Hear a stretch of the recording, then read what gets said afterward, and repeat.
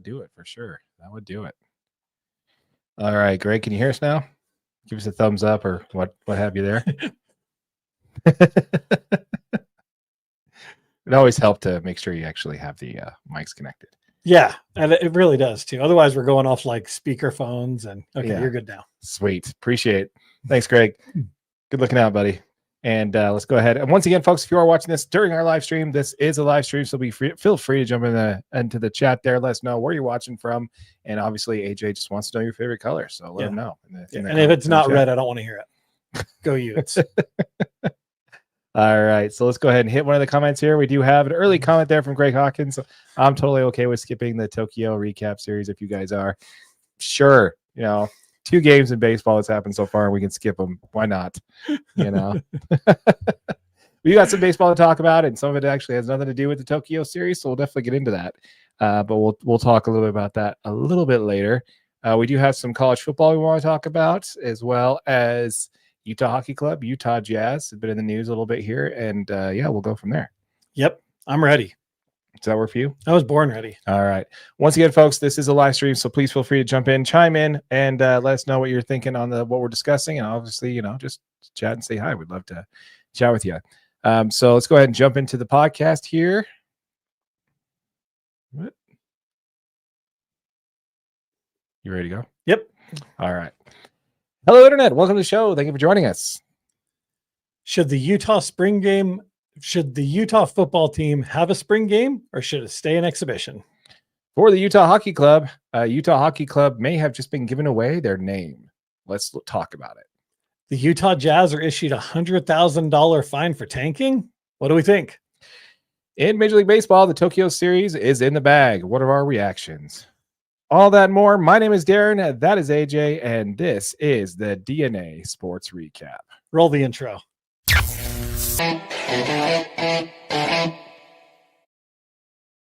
How's it going, AJ? Dude, I'm doing so good.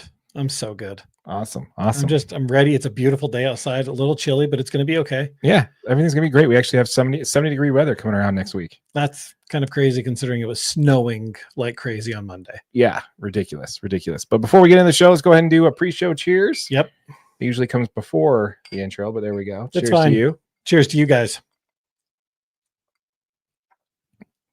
By the way, Greg, I'm ready for those beers whenever you are, buddy. Let us know. Can I go too? I didn't have any skin in the game, but I still want to go.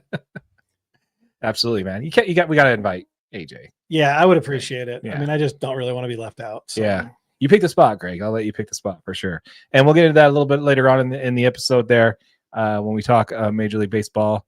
Got the comment there. Heck yeah! I think that's meaning that he's letting you come. So that's okay. Cool. Yeah, that's good. But yeah, we'll go ahead and get into that. Let's see here. Sweet. Heck yeah. Let us know for sure. Perfect. All right, so let's go ahead and jump into the first subject of conversation. Once again, folks, if you want to join in on these comments, please feel free to jump into the chat and let us know what you think on what we're talking about. This is a live stream after all, so enjoy jump in there. Before we get into the content, folks, we want to remind you that this channel just hit 1,000 subscribers. Thanks to all of y'all. Once we do hit $500 in AdSense revenue, we're going to be giving that back to our subscribers. 5 subscribers are each going to earn $100 each. So make sure that you are subscribed to the channel, hit that notification bell so you don't miss out on that giveaway, and smash that like button for your boy AJ right over there. Boom. All right. So before we get into the college football topic, I do want to touch a little bit more on Utah, and this is Utah basketball. Absolutely. Huge news. Yeah, huge news. It was made official earlier this week that Alex Jensen has been hired as the next head coach for your running Utes. Your thoughts, sir? This is exactly what the University of Utah needed to do to stay on track with obviously BYU's, hiring of Kevin Young. Right. The fact was he's coming out of the professional ranks. They want to move and, run these college basketball teams more like an NBA team. You're not going to do that with a coach out of the college ranks. You've got to get somebody that's been around the league, that's got professional experience, knows what scouts are looking for, knows what it takes to be an NBA player. And they knocked it out of the park with Alex Jensen. Oh yeah, they did. Absolutely. It had to be a great response to what's going on down south.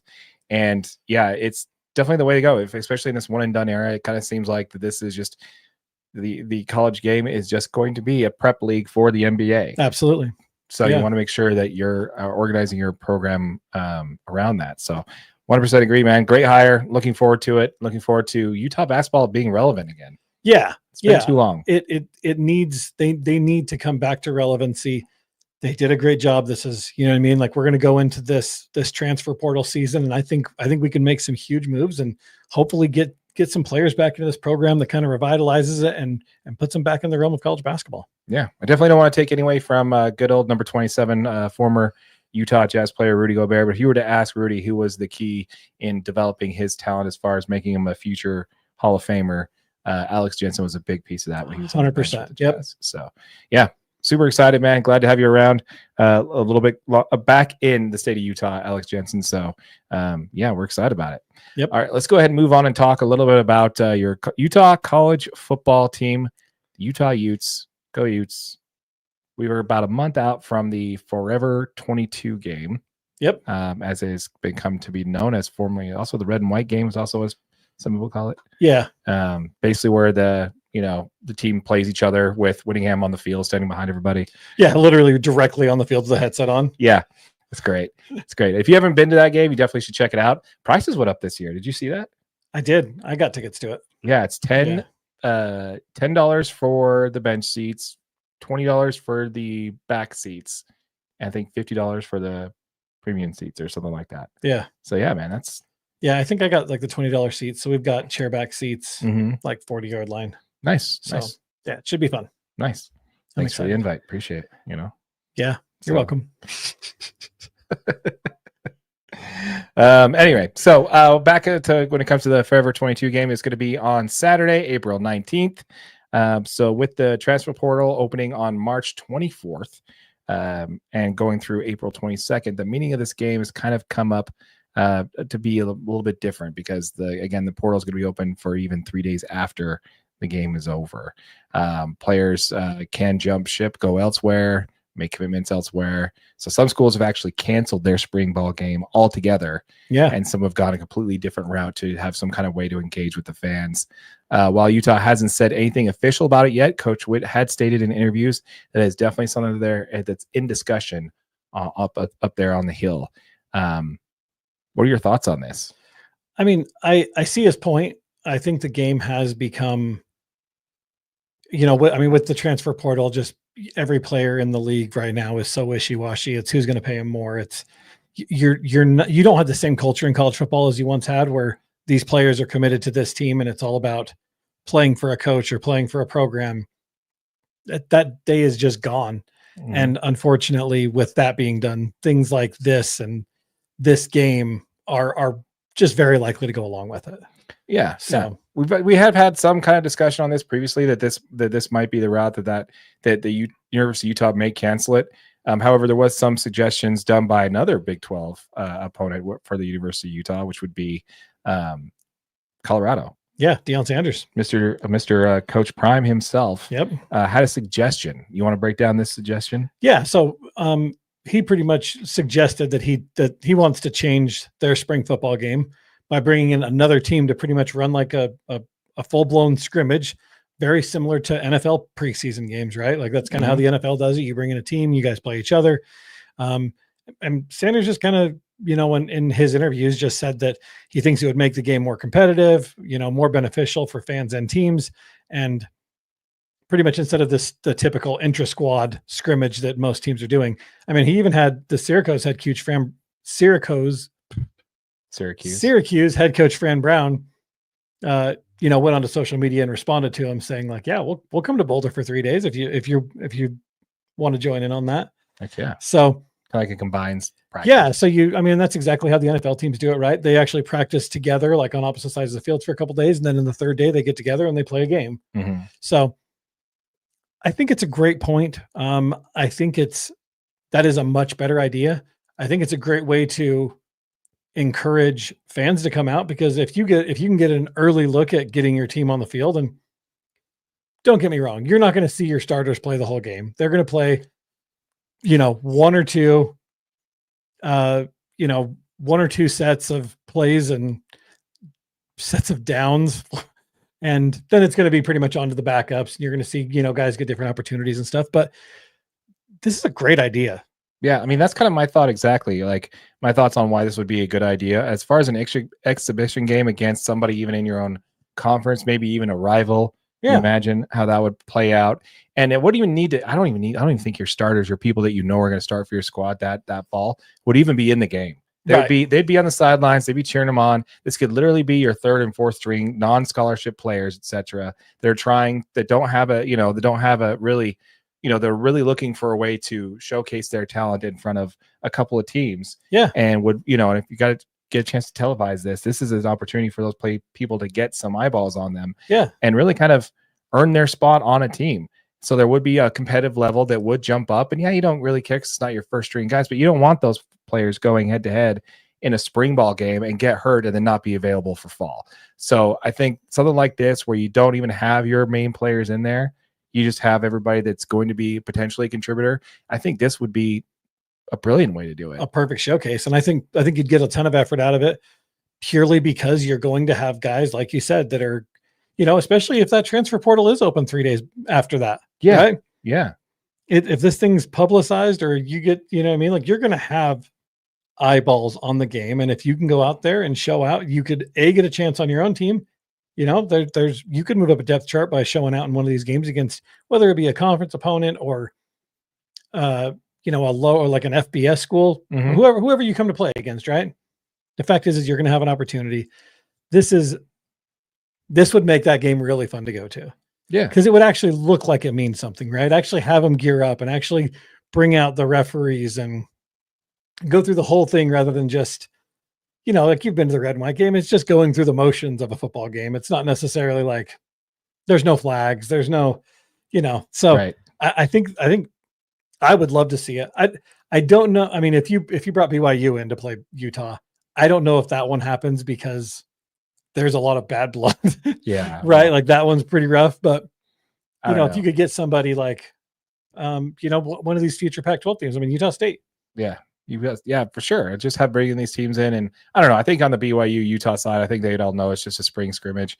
It's like, Yeah, they don't really, the game would literally mean nothing. Yeah. So it's, although, we could talk about that on the games that literally mean nothing actually being really, we'll talk about that in a minute. But yeah, so I think it's definitely going to be worth, as far as, an opportunity to just do something new. He's right that the game basically is not really doing anything for anybody, really. It's nice to go to on a Saturday. Yeah, it's fun, especially if the weather's nice. It's cool to go and but it's hang out, be in a college football stadium, but that's it. Yeah, pretty much it.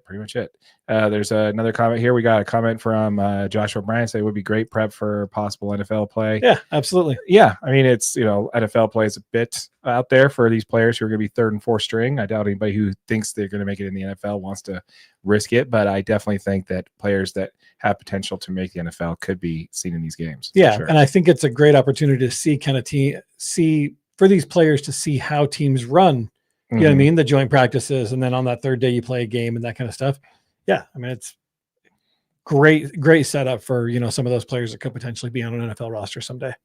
Very true. Very, very true. So again, folks, once again, we want to hear from you. Let us know what your thoughts are in the comments down below in regards to the potential of a change for the University of Utah spring ball game. Do you want to keep the Forever 22 a red and white game where the team plays each other, or are you okay with Coach Prime's idea of extending it to something like more of an actual exhibition game against an opponent? We'd love to hear from you. Let us know in the comments down below. As a reminder, folks, that we did just hit 1,000 subscribers on this channel. So if you have not yet, hit that subscribe button, hit that notification bell so you don't miss out on our $500 giveaway. 5 subscribers are each going to earn $100 each if you subscribe to the channel. So make sure that you are subscribed, hit notified so you don't miss out on that giveaway. And be sure to check out our merch store down below. New stuff coming every week. Be sure to check it out. Absolutely. All right, so let's go ahead and pivot on over and talk a little bit about your Utah Hockey Club, shall we? Yeah, let's do it. All right.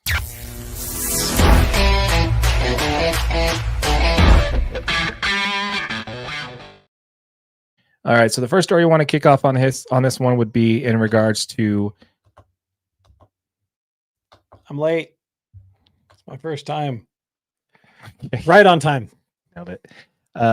As a reminder, folks, on this one, in case you have not yet, check out our newest channel that we just created for your Utah Hockey Club.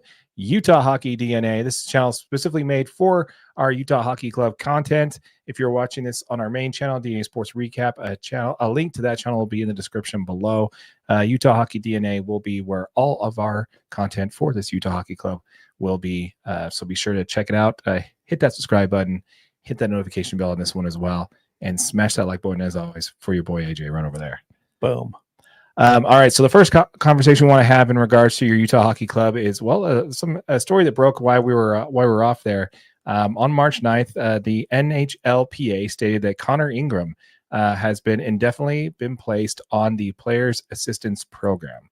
The NHL. Now, have you heard of this program? Yeah, absolutely. But let's break it down. So the NHL and the NHLPA Players Association program is a joint venture between the league and Players Union to offer confidential support and resources for NHL players and their families who are facing things like mental illness, substance abuse, and other personal challenges. It's just I first of all, I think this is great. Like, I didn't know that this was a thing. Yeah, for the NHL players. I don't know if this is common in other professional sports, but the fact that you have this and the fact that you have this confidential side of it there, where the team's not going to, blurt your reason why you're on this, is really kind of nice. I don't know. What's your take on this? Yeah, I mean, so the team obviously holds their confidentiality. Connor Ingram did go onto social media and state that he needs time to recover mentally, and he really praised the program for offering the mental health support, because typically this the player assistance program is mostly used for substance abuse, right? Like, that's what the program was primarily put into place for, but it does offer mental health assistance for other things like that. So he went on social media. He said, my mother passed away from breast cancer in December. I'm really struggling. This is actually his second time in the program. He was actually in there in 2021 when he was with the Nashville Predators, and he was there because he had undiagnosed OCD, and he was also using like alcohol to cope with anxiety. And so he's been in there and he's familiar with it. And I think this is a fantastic tool for NHL players. I think there's a lot of stresses that come with being an NHL player, being a professional athlete. There's a lot of things that this is just great. It's a great tool for the NHL, and it's kind of really exciting to know that, you don't typically think of the NHL as one of the top tier leagues, but I mean, top tier, they obviously have some top tier player assistance programs, which is fantastic. Yeah, this is all class, world class type option here. And did you see all the support that the team's given them? Like have you seen all this? Like during the game, like people are signing a get well card and stuff like that for them. The fact that the teams and the fans are kind of rallying around them, offering them support, and hey, whenever you're ready to come back, we'll welcome you back. Yeah, I think that's super super awesome, man. I love to see it. This is definitely something that if other major sports, I don't know if they have them. I don't know if they do, but if they do, this is definitely something that I would love to see adopted elsewhere, because this is just a class act all around. Now, under the terms of the joint program, he will return to the club when cleared for on-ice competition by the program's administrators themselves. Right. So once you're in the program, you're not allowed just to jump off and say, okay, I'm good now. I'm good. Yeah. You actually have to be cleared by that to be back in. So I don't know, man. I think it's really cool. Really, really cool. Yeah, absolutely. We got a comment here from Joe Fisher. Can you read that? I'm a little far back. It says, as a hockey fan, I can't wait to hear the Utah NHL team's new name. I didn't see them giving out the name why the team is playing hockey, so I say no later than the draft we find out the name. Actually, that's next thing we're going to talk about. That's a perfect perfect segue there, Joe. So appreciate it. Thanks for the comment. Keep it coming. So there's evidence. There's some evidence that's been released. This one is coming to us via article on KSL. There's evidence pointing towards Mammoth being the new team name going forward. Have you seen this? I saw this briefly. Okay. Yes. So basically what's happened is they're taking, it's all about the copyright and patent extension, right? Oh, okay. So they extended the name for Utah Hockey Club. They extended the patent on that for another 2.5, 3 weeks on that. I believe that's what it was. Correct me in the comments if I'm wrong there. Another 2.5, 3 weeks on both Mammoth and Utah Hockey Club. Now, Utah Hockey Club would make sense because that's the team name you're currently using. So if you need to extend patents beyond, when it expires, then that would make sense because that's the team you're using. Yeah. And then you also extend Utah Mammoth, but you don't extend Utah Outlaws. I think that's kind of the key thing for me. Key indicator there. That tells you something. I don't know. What do you think? I mean, I think that this name was way more popular than I thought it was going to be. I mean, especially with Mammoth not. I mean, that wasn't even in the original kind of votes. No, Mammoth was. Mammoth was. Yeah. Outlaws did make the initial 8-5 cut or whatever it was before. Yeah. I can't remember what the exact one breakdown was, but yeah, I don't know, man. That's kind of what I'm thinking. Like, it kind of makes sense. Yeah. I mean, and I feel like there's been a lot more of the logos that have kind of come out for Mammoth with the mountains on its head and all that kind of stuff. I feel like the logo does kind of go with it. The question is, and I know that this is what you need to know, is it Mammoths or Mammoth? It is singular. Okay. It is singular. So Darren's good with this. I want you guys to be. We're good. We're not plural. Mm-hmm. Mammoths just doesn't sound right. It's got to be Utah Mammoth if we're going that route. And to be grammatically correct, I'm not sure if mammoths is a word. It might just be mammoth. Okay, yeah. That might be the reason. That might be the reason. Yeah, Mammoths just sounds ridiculous. And honestly, between the two, like, I'm still okay with Utah Hockey Club as a name. Right. However, if they get the Yeti with that stupid mountain faux hawk look on the head, I'm going to be out on the Utah Hockey Club. Well, you saw the Mammoth. Like, have you seen the redesigns with the Mammoth with the looking faux hawk? No, it doesn't have that. It doesn't have. But it says like it's almost like its back is a mountain range or something. Have you seen that one? No, I haven't. If it's not beyond the first mock-up, then no, I haven't seen it. Yeah, there's been some advanced ones that show like the Mammoth with like its back is like a mountain range. Okay, well, I don't know. We'll have to see it. Yeah, it's very interesting. I don't hate it though. Yeah, I really don't. It looks like it could be a very good logo that you could continue to grow and evolve. So yeah, the Utah Outlaw definitely is kind of, it was plural, it was Outlaws, and that's just kind of been done already. Like, there's every minor league team in the world has the name Outlaw in it. It's been done before. It's not really that unique. Utah Mammoth, okay, that's a little bit more unique, a little bit more. It is a cold weather animal, and it's Utah, so it's not bad. And Utah Hockey Club, I mean, it's original. No one's doing that. No one's using that. Utah HC, that'd be like our thing. Your mascot could be a Yeti. You can do whatever you want with that. You can do a bunch of things. But yeah, I guess from what it looks like, because of the copyright extension or the patent extension on those two names, trademark, thank you. Yeah. The trademark extension on those two names, that's probably the direction that it's looking to go. So yeah, very cool. I don't know. We'll see. We'll see how that ends up. Let's see. I hear the story that the Outlaws name, they don't have to extend till April and have to wait till then to see if any info on that comes out. That's a fair point. They said that the patent on the article I read, it said that the patent wasn't up yet, so they didn't need to extend it. So that's a good, fair point that they might extend it at that point. But if you're doing it, you might as well do it now. Yeah. If you're extending too. Chime in, guys. Let us know which name you like. What do you think? Which one do you want? I want to hear it all. Yeah, we want to hear from you. Before we move on to that, I do want to go ahead and do a quick update for you, Utah Hockey Club. Yeah. So, man, they got dog walked last night. That was really rough to watch. What was it, like a 7-1 loss? 7-1 loss, dude. Oh man, that was tough. Veggie took 3 shots on goal. I mean, got three goals in.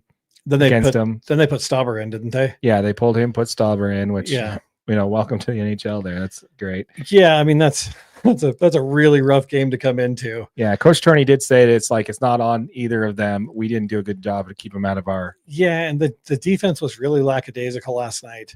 They struggled to get back and defend. I mean, I've watched quite a few games recently, and the defense has just been on point. I mean, most of the time they're playing on the other side of the ice. You know what I mean? Like, we're not even allowing shots on goal. And in those games, we look really good and really competitive. And like their penalty kill minutes have been absolutely fantastic.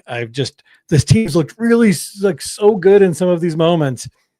Right now we're sitting with 71 points, and we're roughly 4 points out of that second wild card spot behind the Canucks, Blues, and Flames. So there's plenty of time, right? We've only played 68 games. We got to go to 82.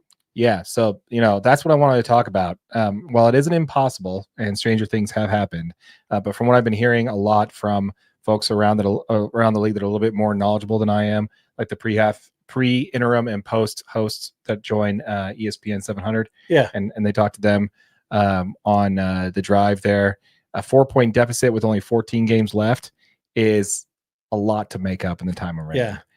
So, after last night's loss, if they won that game and a couple of games went their way, they'd be tied for that last spot, right? Yeah. but a 4-point swing with this many games is a lot harder than what it looks like. Yeah, at this point, you're really needing some help from other teams to get back into that standing, especially because you still got the Flames and the Blues ahead of you. Mhm. So, and I mean, the Blues are at 75 points, same as the Canucks. They've obviously got the tiebreaker over them because the Blues have lost 3 more games. Right. So I don't know. I mean, yeah, it's really you're relying on not just your team now. You need a little bit of luck at this point. Yeah. But we are holding out hope, though. Yeah. It's one of the things we definitely want to do. Is we definitely want to let you know that we are not the type of people who would say that the ship has sailed on that for sure. We are holding out hope mainly because we are professional sports fans in Utah. We would like to have some playoff sports to talk about in this just state. anything, That really. would be just, nice. Just any postseason play would be fantastic for Yeah, us. but let's say they don't make it, right? Let me ask you this question. Was the first year for your Utah Hockey Club a successful one? 100%. The season's been fun. This team has grown together a lot. They did make some off-season additions. We were very curious to see how some of those veteran guys kind of all, if they gelled, is this team going to be able to do something? These guys all had to adapt. They all had to move over the summer. They had to get right back into it. I think this season has 100% been a success. I think that they're going to continue to grow. This team's going to continue to get better. We had a rough patch there where Connor Ingram was dropping some games and he was kind of struggling. And then obviously bringing Veggie and we started seeing the season kind of turn the corner, right? We were like, okay, Right. well, now we're getting back to what we wanted to be. And You're injured. yeah, I mean, you're going to have rough games like last night. We battled some injuries this year, but it's been fun to watch and it's going to continue to be more fun to watch. I think Coach Turigny's got this team heading in the right direction. And I think we got a good chance to make even bigger waves next season. Oh yeah. I was listening to interview earlier today with an NHL insider, and he was saying that Armstrong, basically when he was in Phoenix, no offense to the Phoenix Coyote fans out there that watch this, if you do watch it, we love. Thank you guys for tuning in. He was saying that he was having to operate with one hand kind of tied behind his back. Here with some ownership that are willing to spend some money to improve the team, really helps out, and also the fact that they have quite a handle of great draft capital going forward. Yeah, that this is a team that can easily make some offseason moves and slide in. I will say that I agree with you. This was a very successful first season, regardless of whether or not the hockey club makes it into the playoffs or not. So yeah, I have to agree with you there. Excited for the future, man. Once again, folks, let us know what you think in the comments down below. We'd love to hear from you in regards to your Utah Hockey Club. Do you think the team still has a chance to make the playoffs? We'd love to hear from you. As a reminder, make sure that you check out our merch down below. We just added a killer hoodie with this logo, our Utah Hockey Club DNA logo. Sorry, Utah Hockey DNA logo on it. So be sure to check that out and the merch store down below. As a reminder, all of our hockey content will be posted here on this channel. So if you're following us for the Utah Hockey Club, be sure to check out this channel. If you're on this channel, appreciate it. Make sure you subscribe and hit that notification bell so you don't miss out on our next episode. All right, so let's go ahead and pivot on over and let's hit. Well, I believe we have another comment here we want to hit real fast. I believe we missed one. We have here the fans are coming out to see the team. The old owner didn't put money into the team. The Smiths are, and you need to spend money. Yep. Right. Yeah. Absolutely. Yeah, I'd have to agree. For sure. We also have another comment here. The NHL playoffs are playoffs on the April. Are they in April? I don't believe so. Like, I think that they might start the end of April, but I think they mostly go through May. Okay. Yeah. Because I mean, we still got 20 some. Well, how many? 14 games. 14 games. So I guess you can get through those in a few weeks. Maybe end of April. End of April. Yeah. Yep. Yeah. Let us know if you know in the comments down below. We'd love to hear from you on that. But all right, let's go ahead and pivot on over and talk a little bit about the Utah Jazz. Yeah.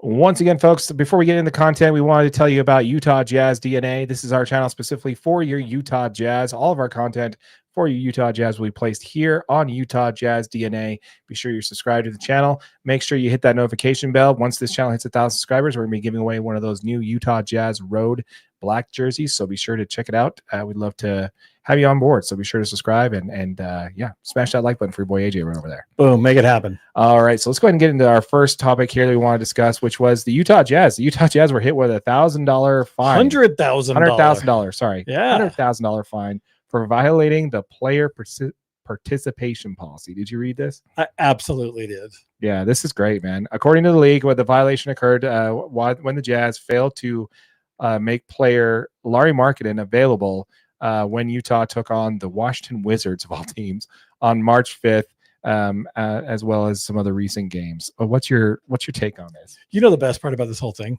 What's that? The Jazz have a better record when Markkanen is out at 6-16 than they do when he plays at 9-37. Really? Yeah. So with Lauri on the floor, they've actually been way worse. Okay. Interesting. Yeah.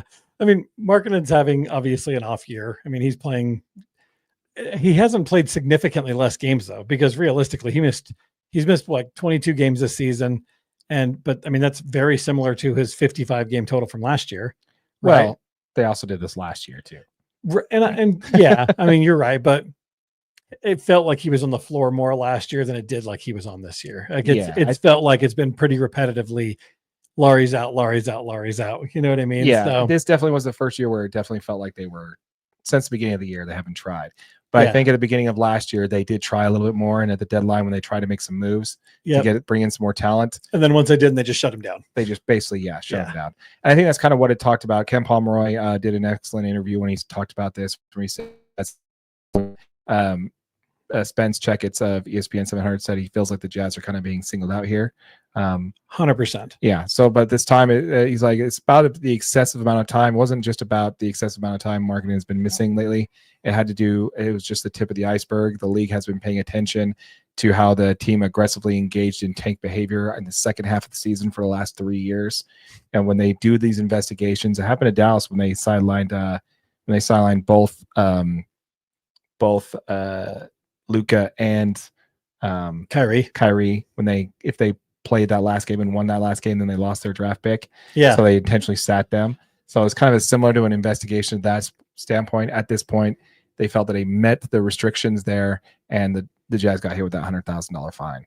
I don't know, man. I could see that, but I could also understand, like, dude, this is not something that's exclusive to the Utah Jazz. No, I mean, you're absolutely right.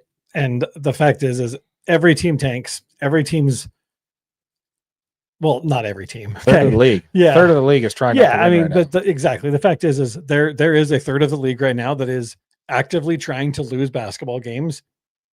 All of them are in a power struggle to try to get to that last spot or those top 3 spots to get their 14% chance to get the number 1 overall pick. And the Jazz are doing it. They're obviously, since this happened, that you've seen Lauri in every game since then. Right. I think he might be inactive tonight. He is inactive tonight. Yes. But it's this very is important against, game, by which the way. is funny because it's against Washington. Right. Both have 15 wins. Yeah. It's the tankathon game of all time. Like, who can be worse all night? Yeah. I think that's kind of the point. If all the other teams that are kind of in this mix of the bottom 5, let's say, out of all of them, we're the only ones with an active all-star on the team. Yeah, exactly. But that's kind of the problem. Like, the other 4 teams would have traded this guy away, and we didn't. So it's kind of target on our back. This guy has a win share of over 28 win shares per season when he's playing in normal minutes on a team that's trying. And I think that's probably the number that sticks out the most, right? Is the fact is Lauri's good for 28 wins just by himself. Yeah. Like, just send Lauri out there with 4 other crazy people and he's going to still get you 28 wins. His win share is 28, and this year his win share is 3. Yeah. So that's kind of showing you what the Jazz are doing intentionally, and it's kind of obvious. So yes, I kind of see that side of it. I do understand that they're kind of making it obvious of what they're doing, but at the same time, man, I really think it's kind of sus that we're the only ones that got popped for the $100,000 fine. I think it's a little sus on that. Yeah, there's got to be, like, I could probably, if you and I could both sit here and think about it for maybe 10 minutes, and we can find other evidences of when teams did this in the last couple of years where it's been quite obvious. Yeah, I don't know, man. I mean, like I said, maybe it's just because other teams didn't have an all-star caliber player that needed to sit. I don't know. I could be wrong on that one. I would be curious, and we probably should have researched that a little bit more. But I think you're absolutely right.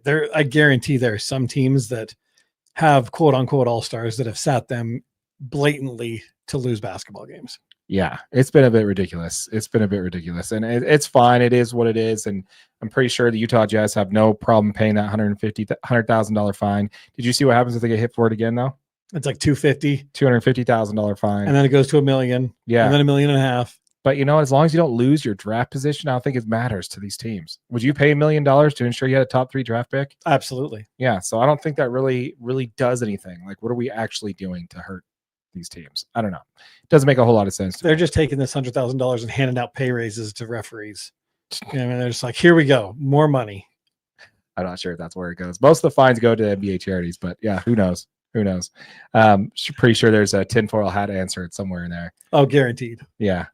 I mean, can you believe that we're in a league where a third of the league is intentionally trying not to win games?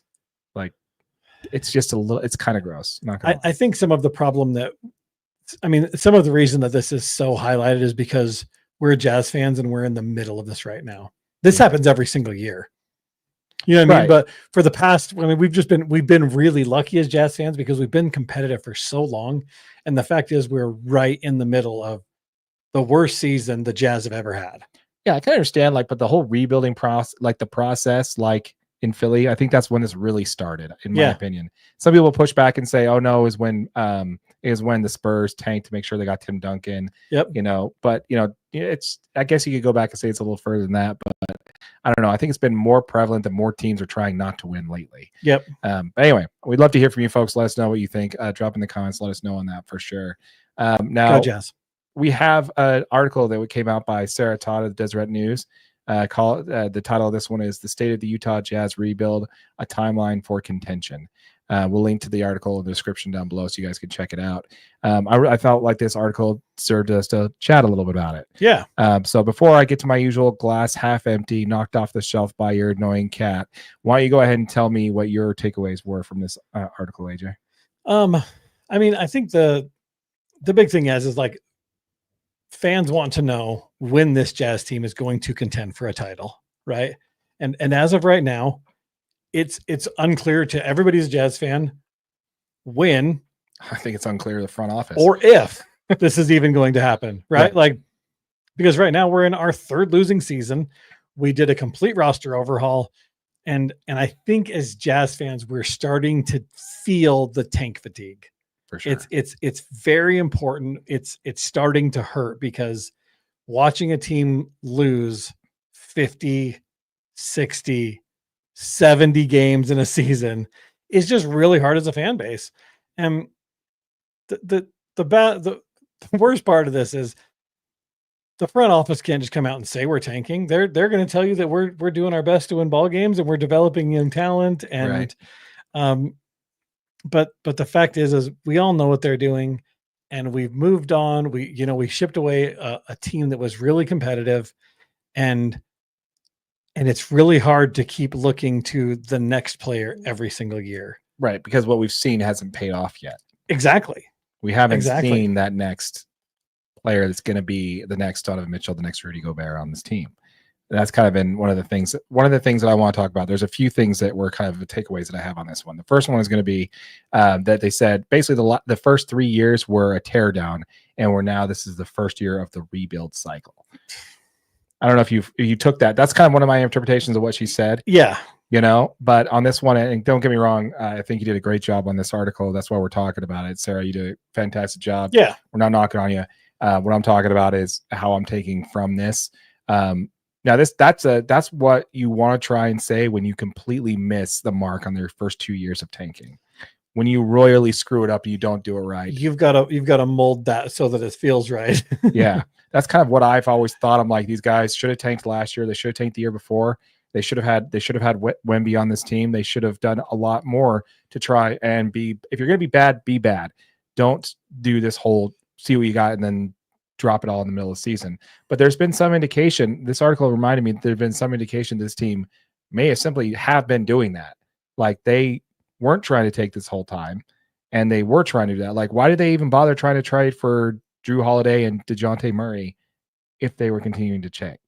If they were tanking, right. If they didn't, there's so many other all-star level players over the last 2 seasons that they made efforts to go get in a trade that they just failed at. So, now we're like, okay, full rebuild, let's go.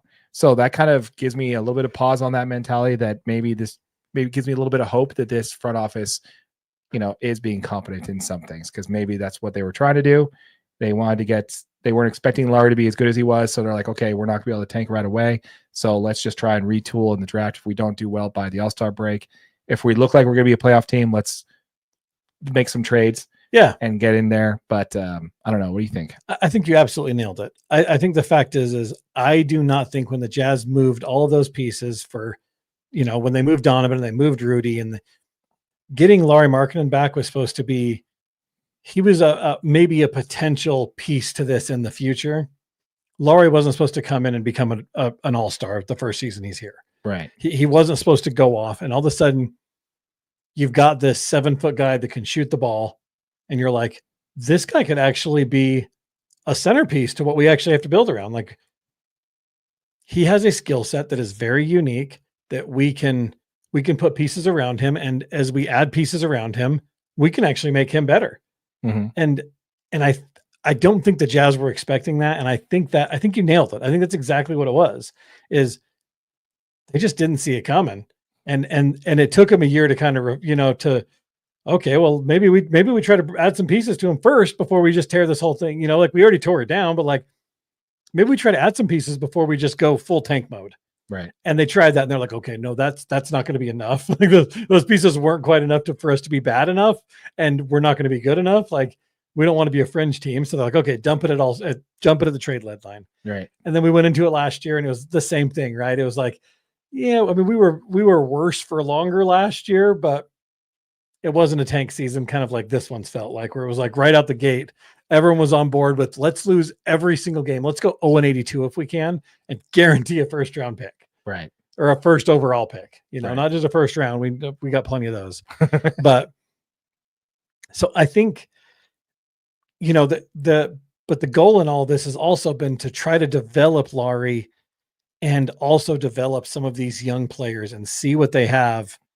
And I think the Jazz have been kind of trying to ride the line and say, if some of these guys could show just a touch more, right? If Keontae could get his 3-point numbers up to 40%, if Isaiah Collier can hit 10 assists a game, if Walker Kessler can develop any sort of a 3-point shot, what do we have with this core? If we can get all of these pieces just one notch up in all these specific points, right? And I think they're pushing towards that. And this season's been a great developmental season for the Jazz for all of those things. But at the same time, it's like we had to be all in on the tank.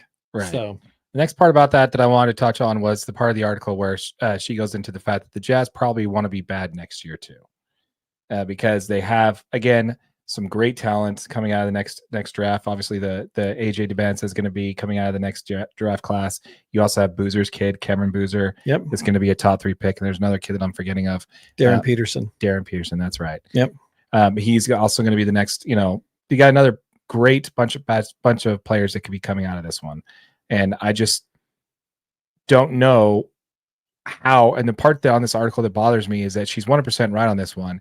If you want to be bad next year, and if you happen to get Cooper Flagg this year, like, you're going to have to trade Walker Kessler or Lauri Markkanen to be bad enough to get a top 3 pick with Cooper Flagg on your team.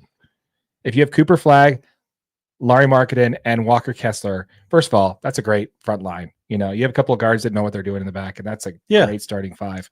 But unfortunately, you're not going to be bad enough. I don't think you would be. I think that if the Jazz get Cooper Flagg, I think I know that there's all these prospects, right? There's DiBanza and Peterson and Boozer. The fact is all 3 of these kids are only playing high school basketball right now. It's a very good point. You know what I mean? Like, any of those 3 could go to college and just absolutely shit the bed. Other than AJ. But he's still only played high school basketball. Right. And he's the number 1 overall pick, but he's been the number 1 overall prospect in 3 different seasons. Yeah. And I get that, right? But the fact is if you can get Cooper Flagg, like you said, all of a sudden this team looks much more competitive. Mm-hmm. And I hope the Jazz make a decision on whether they want to tank or not, soon enough. The fact is I think that there was a conversation with Laurie that said, we will not be in rebuild mode for multiple more years, right? Like, you just signed a contract extension. We are going to make this team competitive. Laurie, you're 27 years old. We want to get this team back on track. We want to start competing to win championships sooner rather than later. I think it was a commitment that was probably made to Laurie. And I think this team is going to push to start winning ball games soon. No, man, I have to agree with you, man. I think in that case, if the Utah Jazz did land a Cooper Flag, I do think that this is one of those things where you do see the Jazz pivot. I don't necessarily agree with this point in this article. Yeah. I think if they got Cooper Flag, it would be all hands on deck and they start looking to trade some of this draft capital and some of this depth they have for better frontline guards that they can use to really kind of turn around and make a push for the playoff next year. I really agree with you there. That's another thing, though. Did you hear about Cooper Flag's comments? I didn't. So Cooper Flag has actually made comments in interviews that he may come back. He may go back to okay. Sorry. Yes, I have heard those. And while he was on the floor at Duke for the last game of the season, the crowd was chanting one more year, and he looked at the crowd and did the run it back thing. So I think that's positioning from Cooper Flag. I think whether he can make up to $10 million in NIL next year, if he does decide to go back, he's still losing $3 million off of a rookie salary for his first year to play in the NBA. So he's leaving $3 million on there. And obviously he doesn't care too much about that. What's the difference between 10 and 15, 13 million on your first contract? Two reasons I think he does not do that is because, one, I think he's only doing it for positioning because he wants to control where he goes. I agree. So after he's going to say, I could potentially come back. And then after the draft lottery, he sees where he's going to land to, like the Wizards, who haven't been in a postseason game in 20 years. Yeah. And really don't have anybody on that team that's potentially going to take them there. Right. Right. Like, they blew it up. They sent away Kyle Kuzma. They sent away Bradley Beal. Like, that team is, I mean, one of the best damn players on that team is Jared Butler that the Jazz drafted a few years ago. Like, right. He's been playing some great basketball for the Wizards, and they're in a very, very early rebuild stage with the Wizards. I do not think that is the best opportunity for Cooper Flag. Even when they had good players like Bradley Beal and John Wall, they still couldn't get into the playoffs. So that's kind of what I'm thinking, is that there's a lot of that going on. He might just be controlling where he goes. So watch this. If the Jazz end up getting, for the first time in lottery history for the Jazz, they get the number 1 overall pick, see if Cooper Flag does decide to go back to Duke, because that would be a death nail for this team, that we can't even get a player like Cooper Flag to come to Utah. I think a team like the Jazz is where Cooper Flag probably wants to end up. A team that has an all-star currently on the roster. They have up-and-coming stars. They have a great head coach, and they have a history of winning basketball games. Oh yeah. And you've got this, SEG that's obviously putting money into the arena. You have an opportunity to come to a place where, I hate to say it, but as a white basketball player, you're going to be universally accepted. Unfortunately. And did you see the Kendrick Perkins interview? No, I didn't see that. Okay. So Kendrick Perkins pretty much said, and it's along these same lines, Cooper, and he's like looking at the camera. It's like, Cooper, if the Utah Jazz get the number 1 draft pick, go to the NBA. Right. Anybody else, skip it. Stay another year at Duke. I don't disagree with Perkins for the first time. I think I agree with Kendrick Perkins, because the other two teams that are in that are in the tank race are the Washington Wizards and Portland. Who else is there? Might be the Pelicans. Are the Pelicans bad enough? Maybe. I could pull it up real quick. Yeah. Take a quick glance at it. Yeah. But if you look at all the teams that are available right now, if he did want to continue and go into the NBA, the team that actually has postseason success and actually has shown the ability to grow a team from the ground up and actually make rooms in the playoffs, at least in my opinion right now, it's the Utah Jazz. It's the Hornets. Oh yeah. So Utah, Washington, Charlotte, and then the Pelicans. Yeah. So, that just tells you exactly what it is, right? Like, Utah is hands down the closest team to contending of Washington, Charlotte, the Pelicans, the Brooklyn Nets, and the 76ers. So the top 6 teams, Utah's the closest team to competing next year. Right. So if you want to get into a situation where the 76ers, I don't know. you're putting all of your baskets in all of your eggs in the Joel Embiid basket, which may work out great, and he could be injured for 4.5 more years. What's his name? What's the other guy on the team there? What's his name? Oh gosh, it's killing me. But you got him with Cooper Flag on that team. That actually can be, you know what I'm talking about. Yeah, and I can see Philly but Philly's way out of the tank ratings, right? Like he's not going to fall to 6. Do you think the Dallas Mavericks can drop down far enough? I don't think so. They literally only have 8 healthy players on their team right now. They're currently the 13th worst. They have the 13th worst record in the league. Okay, so they still got a ways to fall. Even if they lost every single game, they probably wouldn't get there. Even if they lost the rest of their games, they're not going to get there. I mean, the Jazz have only won 15. Washington's won 15. Washington's going to win one more tonight. Okay. Yeah. Let's hope. Give us a score update in the chat there. Let us know. Absolutely. Yeah. Anyway, folks, we'd love to hear from you on this, folks. We'd love to hear from you on what you think on this. Yeah, I just think, if you think about it though, if he does choose to go back in the draft after the Jazz get the number 1 pick, that's really going to say something about this team and not being able to they can't sign free agents. Nobody wants to come here doing a trade. And you can't even draft players. And you can't draft a player like Cooper Flag. Yeah. So that's not a great sign. So hopefully that's not the case. Hopefully if the Jazz do get the chance and do make history for this team and get the number 1 overall pick, hopefully he's excited to come here because we would love to have him on the team. Yep. Once again, folks, if you have not yet, check us out. Our channel is called the Utah Jazz DNA. This is a channel specifically for your Utah Jazz content. Be sure to smash that like button for your boy AJ right over there. Jump in the comments. Let us know what you think. Let us know what you want to chat about in regards to this channel. We'd love to hear from you. Make sure you subscribe. So once we hit 1,000 subscribers, we'll be doing a jersey giveaway. So make sure that you are subscribed for that. Boom. Make it happen. All right. Let's go ahead and pivot on over and talk a little bit about Major League Baseball, shall we? Let's do it.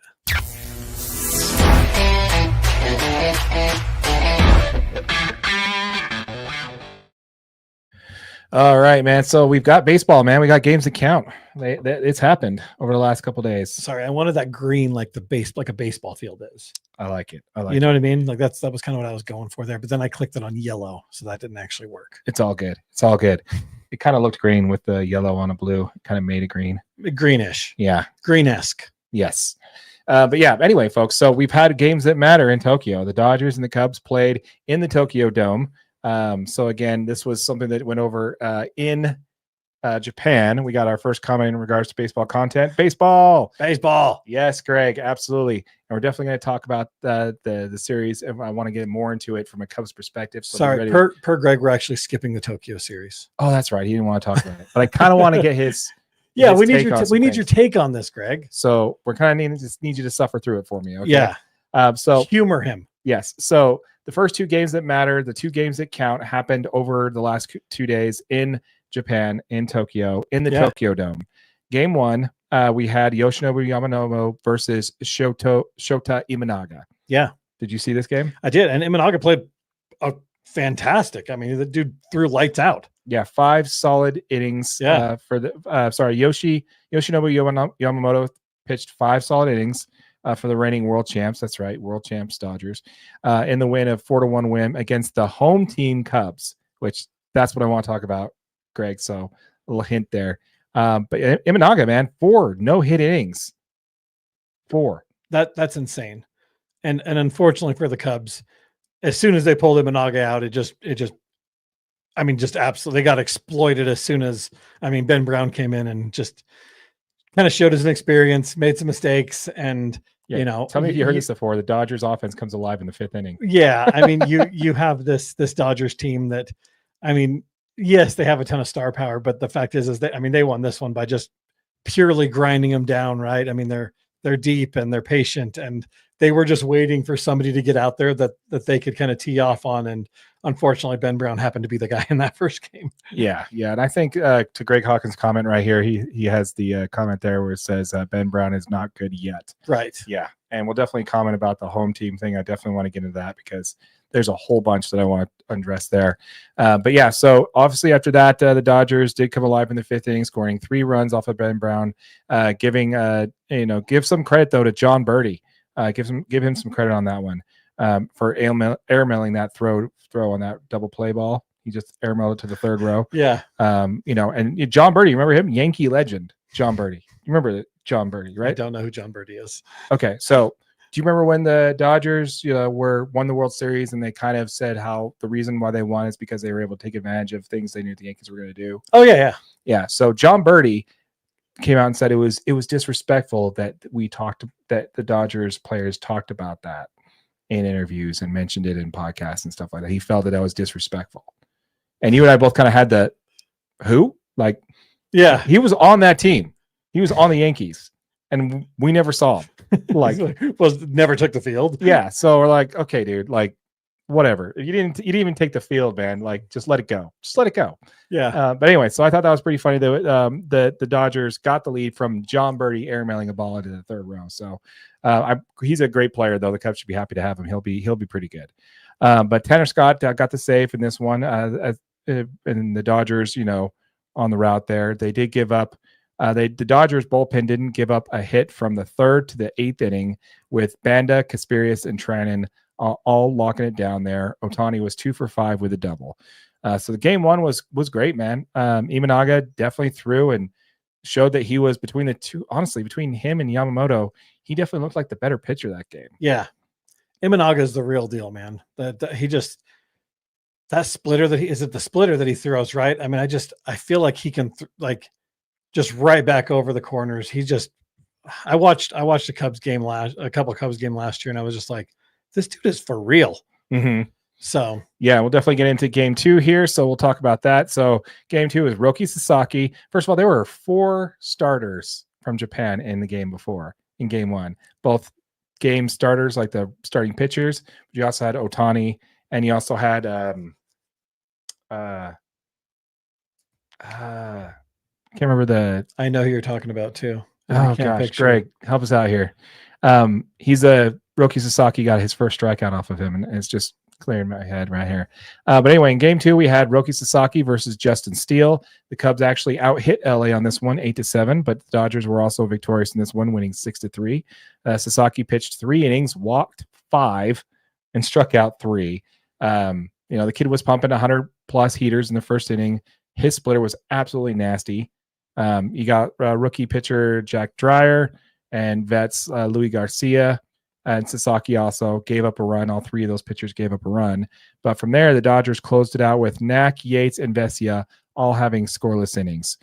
Tommy Edman hit the first home run in this year for any team in Major League Baseball. Also, Ohtani had a home run as well. Kike Hernandez got his first hit of the series. Gotta love having Kike out there. Just hit a bomb to left center field. Just completely crushed it. So yeah, that game was great as well. Yeah, and Kike was filling in for Mookie Betts because he was out in these games, right? Yes, that's the other thing that I want to mention. Both Mookie and Freddie were out this game. Yeah. So 2 of your top MVPs were out. I mean, it's almost disgusting, right? Because the fact is again, 2 MVP candidates on this team, right? Like potential MVP candidates, both out, and the Dodgers just took it in stride. I mean, it really just shows that this team is poised and they're ready. I mean, they looked mid-season form in both these games. They didn't look rusty. They looked great. And this could be a terrible season for anybody that's not a Dodger fan. Well, I will have to say that both of those players are MVPs. They've won MVPs. Right, MVPs. So just to clarify on that, they're not candidates. They've actually won MVPs. Yeah. I know they're not Ohtani level 3-time MVPs. But, right. yeah. But I mean, I'm saying like those are players that are always have a chance to be an MVP on your team, right? Like those, for sure. Those are guys that are going to come out and show up every single game. They're guys that you count on. Like those are big time players to just be replacing with guys like Miguel Rojas and Kike Hernandez. And it's just like, no, we didn't miss a stride at all. Yeah. That's gotta be nice, right? It's very nice. Bear as riches for sure. So we actually have, Justin Steele, the pitcher for the Cubs. I will give him this excuse. He did look like he was like up all night. He looked exhausted. Like just on the mound, he looked tired. So I don't think he handled the time change very well. So I do think there's a few players there on the Cubs side that weren't necessarily ready for that. The Dodgers did have the advantage because they did start last season like that too. They had to play in South Korea. So they were all used to this. They know to follow the sleep schedule and all that. So let's go ahead and hit some of these comments here. Let's see here. We have also Steele had not been great so far. Definitely not pitching like the ace should. Yeah, like I said, man, it's good parts of that is like he just looked tired, man. And Tucker forgot. And did Tucker forget how to hit the baseball during the move from Houston? Yeah, dude, it did not look. He did not look right. He did not look like himself. It was something that Max Muncy did say on Foul Territory that he said that the balls are different. There's definitely a perceived rise on the pitches, which was causing a lot of them to get under the ball. Right. So there was a whole lot of that going on. So that could have been a bit there. You said the offense was not great either. Imanaga was really fantastic. No drop off for this year. Yeah, man, he's going to be an NL Cy Young candidate for sure. Definitely see that being a possibility. Rockies struck out Saya Suzuki. That's who it was. That's who it was. Thank you. In spring training, Kyle Tucker is 1 for 30 and 1 for 30, and he is 1 for 8 in Japan. So bad.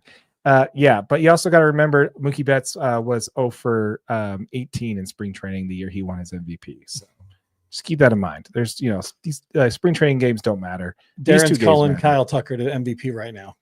No, I'm not. No, that's what I heard. Not. That's what I heard. But I did want to talk about the whole home thing, right? So both of these games counted as Cubs homes games. So imagine the Cubs come down to the end of the year in the division against the Brewers.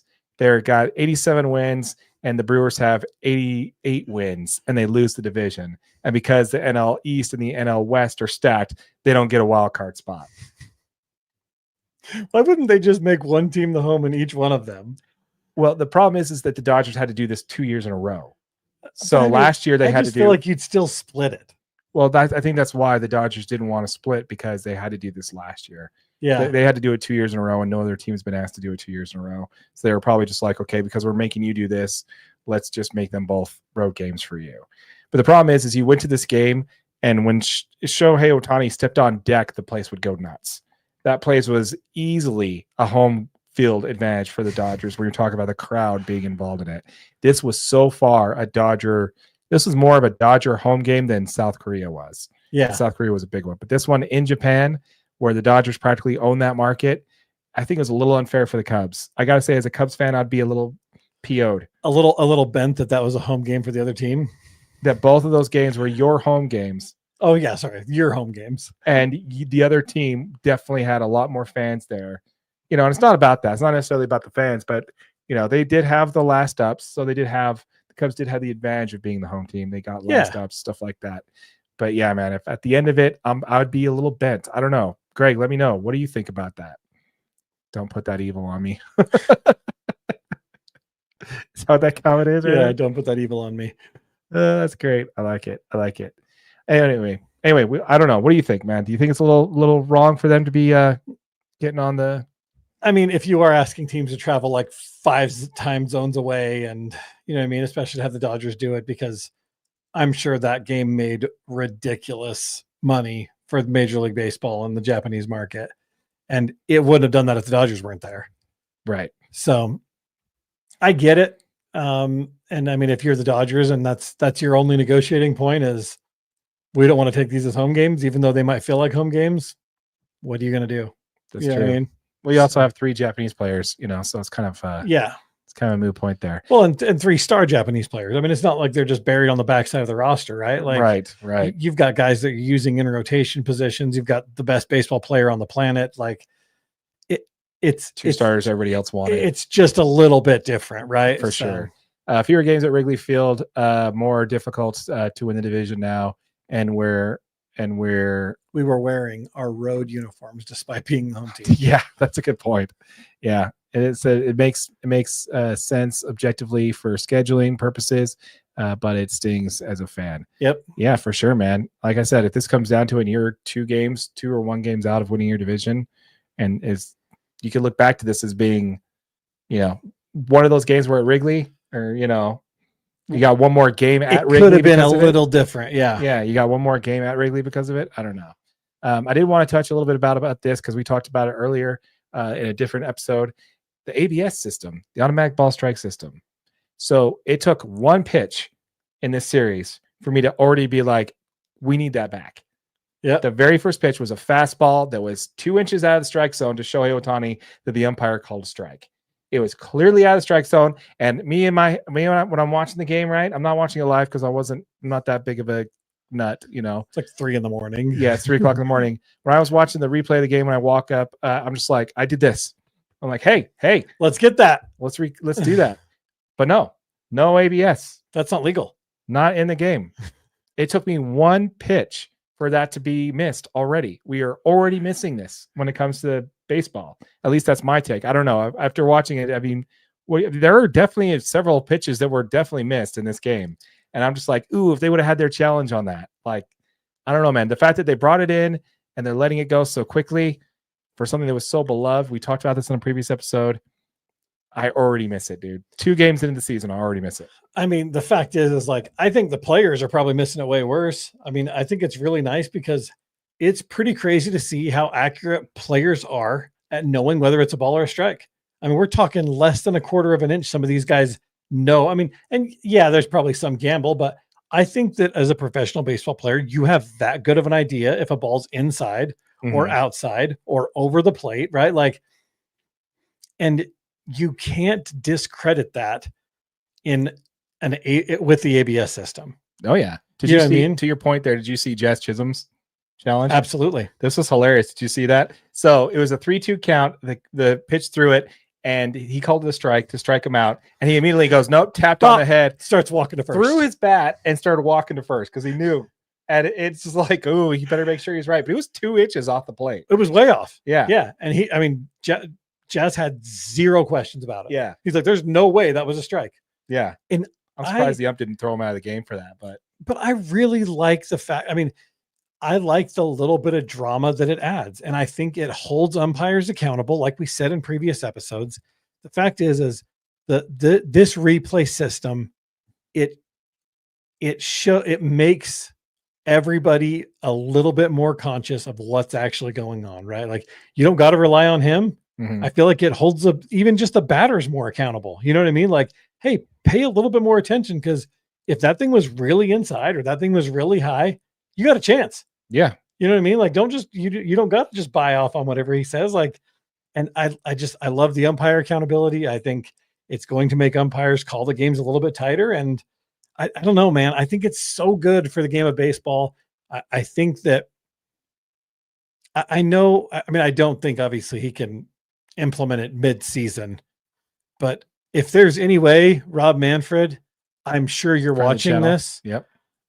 Please do what you can. Let's get ABS out there. Like everybody in baseball wants it back. Yeah. I don't know anybody who wouldn't except for the umpires, maybe. We got another comment here from Greg Hawkins. I like ATS. I'm pretty sure that's ABS there.